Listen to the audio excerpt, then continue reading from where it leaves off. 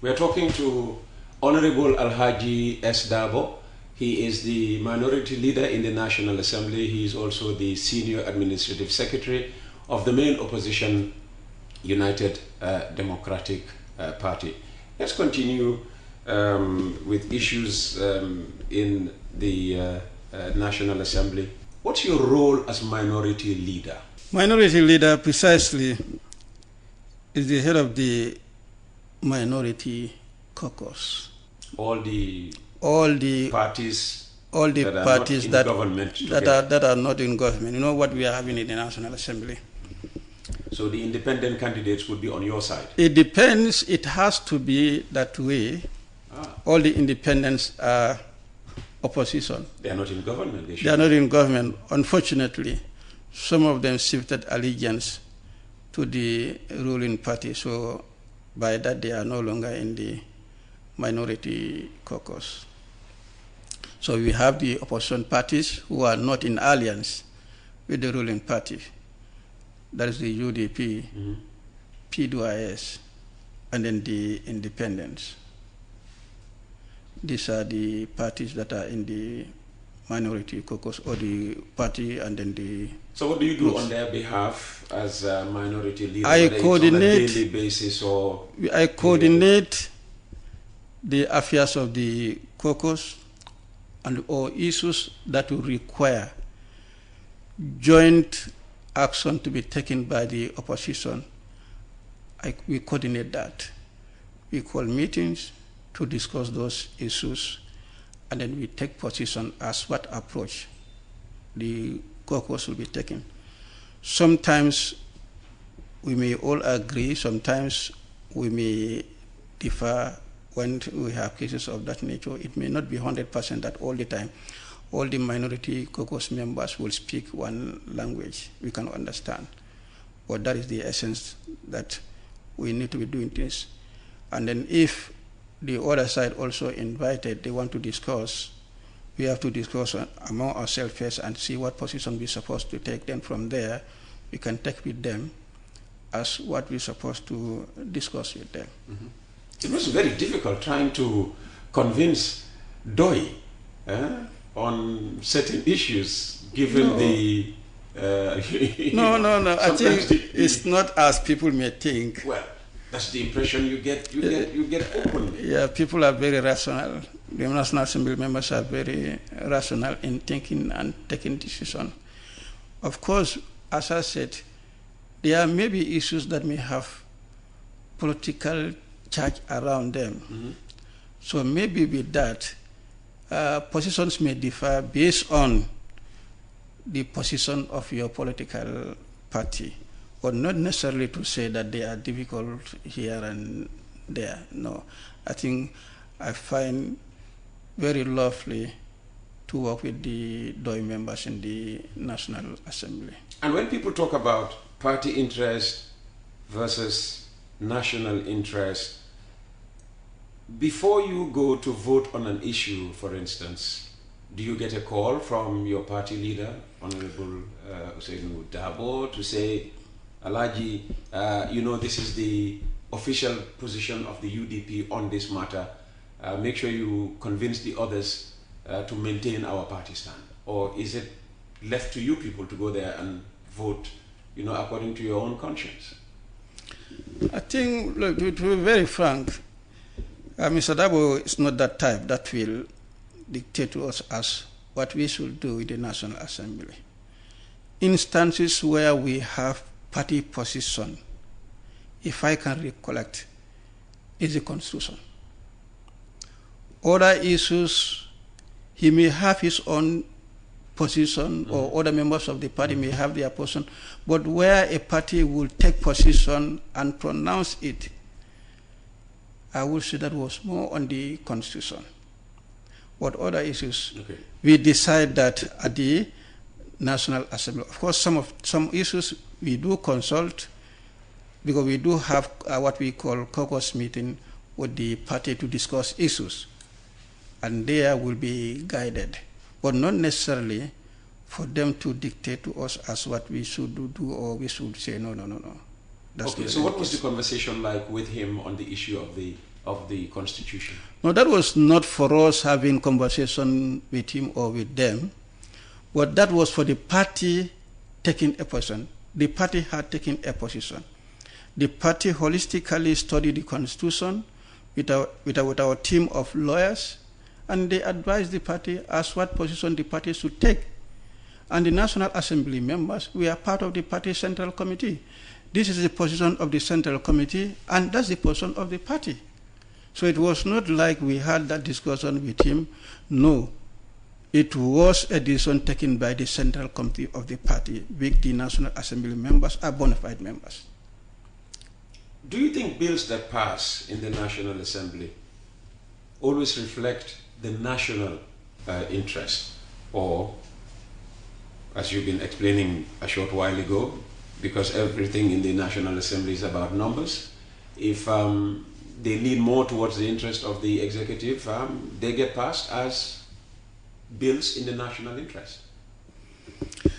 It depends how people may see it, because someone may say what we may count as political interest is national interest. And what is national interest is also political interest. Mm. The political parties are part and parcel of the nation.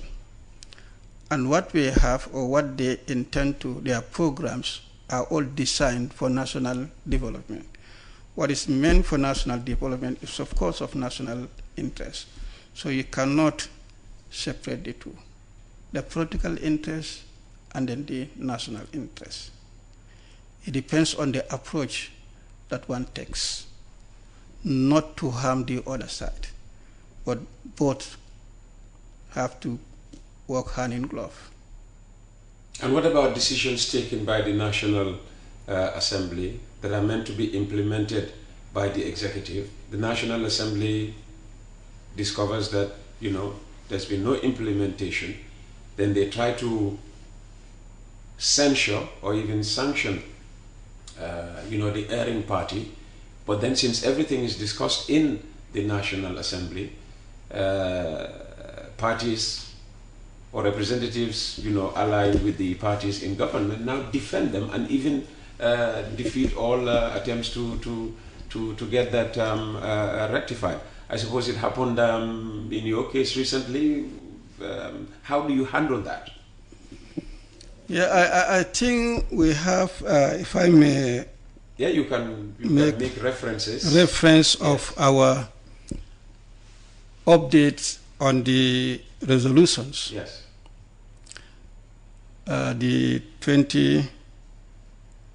We had resolutions in 2022, precisely September 29 resolutions. That was on the 2019 accounts of the government. Yes. On the, let me say for specifically the impress. We've been following that resolutions on the implementation of those resolutions. On the resolutions, we're supposed to give update on that, and we requested the Office of the Vice President, as well as the Accountant General Department, the police, and then the judiciary to give us update. But all the ministries or MDS fall under the purview of the Vice President. The Vice President's office is supposed to give us update on that. Last week, our committee tabled that update, but honestly, I must say, the implementation of the resolutions is very, very low. On the impress, let me say. Yeah. For the outstanding impress from 2007 to 30th April 2005, the impress holders in the payroll, we have about 4,629,260 that is outstanding, those in payroll. And then for that, we agreed with the Accountant General Department that there should be monthly deduction from their salaries in order to recover those outstanding interest. And then for the interest holder not in the payroll, that amounted to $6,670,701. And we recommended that a mechanism should be drawn how to recover those interest, the holders that are not in the payroll. And we expect that the Attorney General's office should act on that and advise adequately as what action is supposed to be taken. If it requires legal action to be taken against them, so it be. And then the other one, interest holders, that is the deceased interest holders, which amounted to $1,695,000. Now the government has to decide whether to with this amount on those deceased person or otherwise.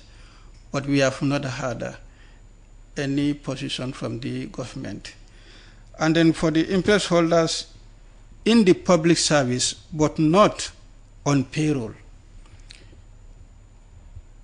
They are in public service, but they are not on payrolls. This amount to $5,817,500.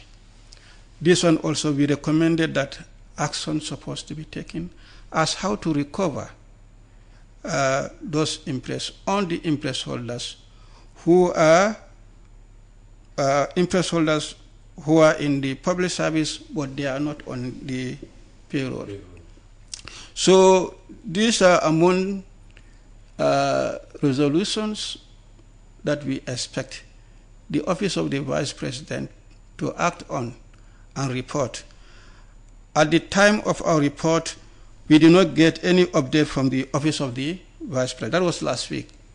And now we reported, or we recommended last week that the committee recommends that the Office of the Vice President provide the update on or before end of September 2025. On the other resolutions on the COVID-19,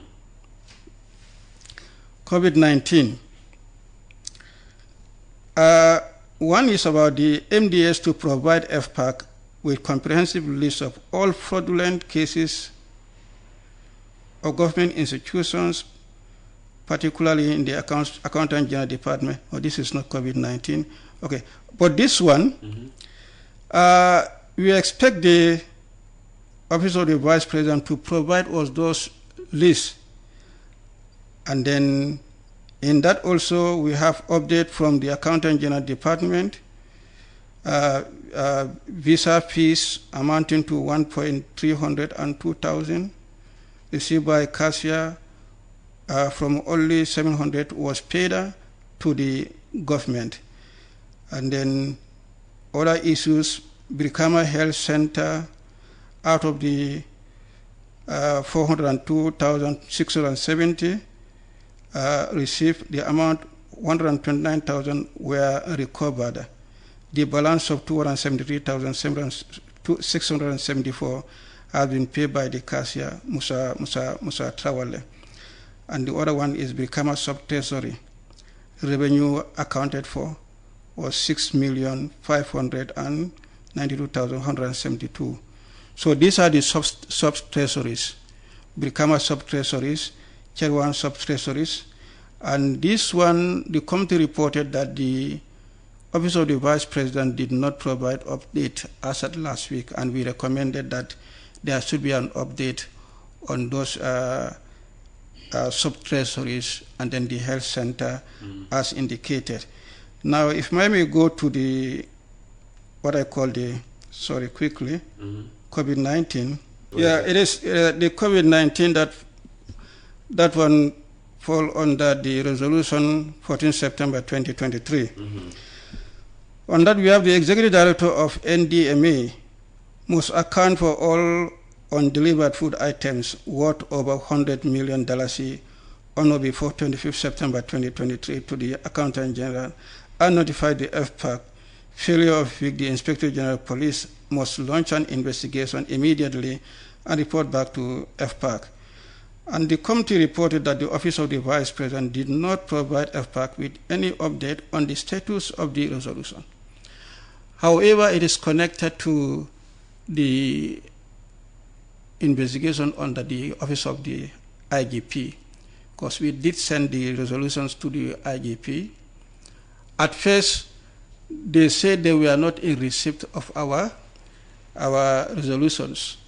However, the COVID-19 was reported to them by the Office of the Vice President for them to investigate, and they are almost the same issues.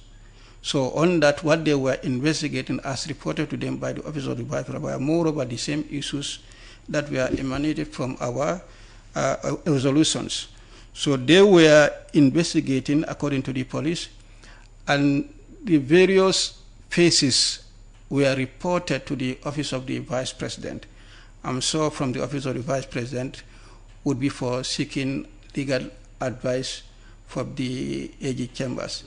But at our level, the police confirmed that they were investigating and they reported to the Office of the Vice President.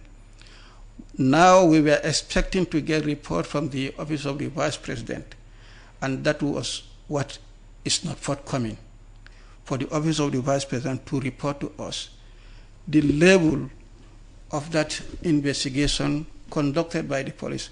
Had the Attorney General acted on that and advised the government as what they should do? This was what is not forthcoming. And other issues are all relating to what we call NDMA, the second resolution, NDMA to account for a shortage delivery of oil by international community insurance worth of 37,653,700. This issue also, the OVP did not provide FPAC with any update on the status of the resolution. As I said, that too was part of the police investigation, and the police had phases of their report submitted to the OVP, but the committee did not receive any update from the OVP. And we recommended that by end of September, the OVP should give us that report. The third one has to do with also NDMA. The Executive Director of NDMA must provide to the Auditor General and FPAC the certificate of conspication of the damaged food items by Food Safety and Quality Authority on or before the time given. This was also, there was no update. Yes, it was also part of the police investigation. Finally, on NDMA, the committee recommended that whereas the Executive Director fails to deliver the items, some mentioned in 1, 2, and 3 above, upon expiry of the deadline, we had given deadline 90 days after the adoption of the report, the President must consider sending him on administrative leave pending the outcome of the police investigation. We have not got any update from the Office of the Vice President whether the President had sent the Executive Director on administrative leave pending the outcome of the investigation. Of course, we are aware that the police, according to them, were investigating. But what we are not aware, as far as updates are concerned, whether the Executive Director is sent on administrative leave pending the outcome of the investigation. We have no update from the Office of the Vice President. Okay. Occasionally, regularly, ministers come to the National Assembly to answer oral questions. Are you always satisfied with their answers? Do you feel that they answer honestly, even where the information you're looking for is not available, but the answer maybe you heard was honest? You know, sometimes that can happen. An answer may not, fulfill your curiosity and all of that, but you see that the person is really honest. They just don't have the information I'm looking for. I will not say they don't answer honestly. However, I may say instantly they answer technically. Break it down for me to understand. Yes, you ask for an explanation. I'll just give an explanation. Whether it's right or wrong, that's the explanation, and you cannot challenge it. Sometimes, let me say specifically, I've been following this issue, that is the paramount CFO. Yes. It's a provision in the Local Government Act that the paramount CFO should be appointed from among the CFOs, and he should serve for 2 years. And that should be rotational. He should also be the chairperson of the Council of CFOs. And I tried to find out whether that appointment was made, or who is the paramount CFO. I started with that. They said there was no paramount, or there is no paramount CFO. Then that means since the demise of the CFO of Combo North, Demba Sanyang, in the Jammeh's era, there has been no appointment for paramount CFO.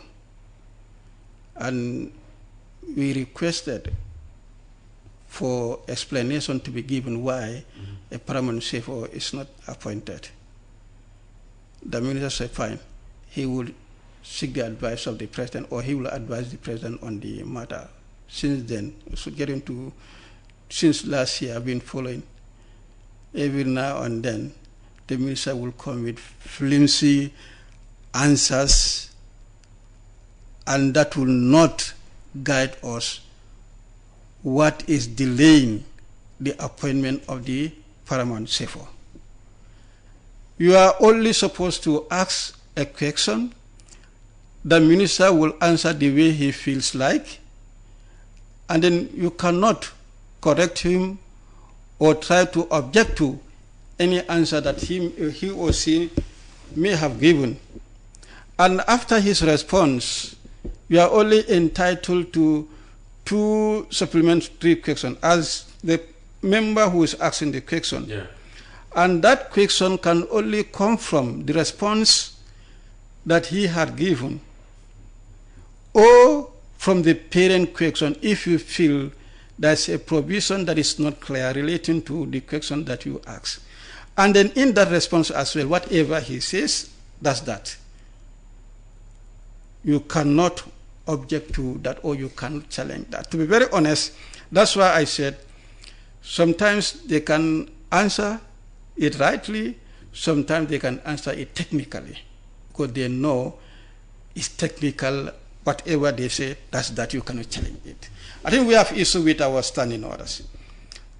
Our hands are very tied when it comes to oral questions. You mean the opposition? No, I mean the National Assembly. General, no, for oral question, so that is not about oppositions. Okay. That's where we can ask the minister about issues concerning our constituency or nationally. Okay. So you have to fight your own interests. And this is where we have problem with. I think, well, we've been complaining. I hope our standing committee responsible for our standing orders. Well, there's a reason why you people are called lawmakers. Yeah. If the laws don't serve the purpose anymore, our own law or laws are tied in our hands. Change them. What's so difficult? So that's why these ministers are capitalizing. And then so why don't you want to change them? Well, our standing order committee is working on it. I'm sure if they present their report to the National Assembly, these are areas where we will look at. Ministers